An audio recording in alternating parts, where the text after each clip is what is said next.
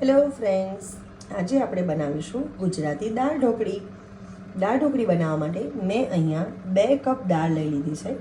હવે આપણે તેને 2 વાર ચોખ્ખા પાણીથી ધોઈ અને દાળ બાફવા માટે મૂકી દઈએ. દાળ બફાવવા માટે આપણે મૂકી દીધી છે. હવે દાળ બફાય ત્યાં સુધી આપણે ઢોકળીનો લોટ બાંધી લઈએ. તો અહીંયા મેં 2 વાટકા જેટલો ઘઉંનો લોટ લીધો છે. રોટલીનો લોટ લેવાનો, ઝીણો દળેલો. તેમાં અડધી ચમચી હળદર, 1 ચમચી લાલ મરચું,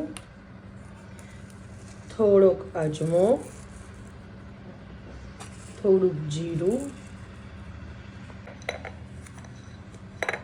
સ્વાદ પ્રમાણે મીઠું અને તેલ થોડું ઉમેરી દઈશું. હવે આ બધી સામગ્રીને મિક્સ કરીને પાણી વડે તેનો લોટ બાંધી લઈએ. ફ્રેન્ડ્સ, આપણી દાળ બફાઈ ગઈ છે.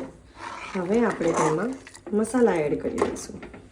દાળ થોડી પતલી રાખવાની, જેનાથી આપણે ઢોકળી નાખીશું એટલે થોડી ઘટ્ટ બનશે. હવે તેમાં 1 ટામેટું અને 2 લીલા મરચાં સમારેલા લીધા છે. 1 ચમચી મરચું, અડધી ચમચી હળદર. જેના વગર ગુજરાતી દાળ એકદમ અધૂરી છે તેવો ગોળ અને સ્વાદ પ્રમાણે મીઠું ઉમેરી દઈએ. હવે આ મસાલો ઉકળે ત્યાં સુધી આપણે જે ઢોકળીનો લોટ બાંધેલો તેની ઢોકળી વણીને ટુકડા કરીને દાળમાં ઉમેરી લઈશું. ફ્રેન્ડ્સ, આપણે ઢોકળીની રોટલી વણી લીધી છે. હવે તેના ટુકડા કરી લઈશું.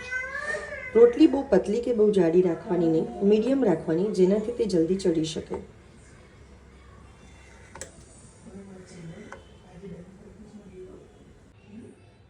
હવે બધા ઢોકળીના ટુકડાને આપણે દાળમાં ઉમેરી લઈશું.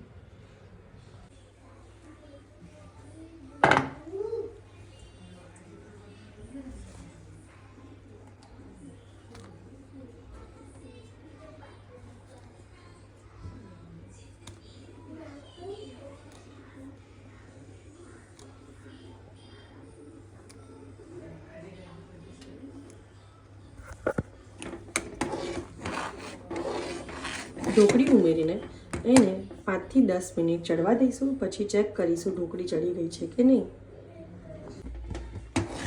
આપણી ઢોકળી ચડી ગઈ છે અને તમે જોઈ શકો છો આપણી દાળ પણ જાડી થઈ ગઈ છે. તો ચલો હવે આપણે તેનો વઘાર કરી લઈએ. વઘાર માટે મેં અહીંયા 2 ચમચી તેલ લીધું છે. તેમાં રાઈ, જીરું અને આચાર મસાલો નાખીશું. આચાર મસાલો નાખવાથી દાળનો સ્વાદ અને સ્મેલ ખૂબ જ સરસ આવે છે. કોથમીર અને અડધું લીંબુ નીચોઈ દઈશું.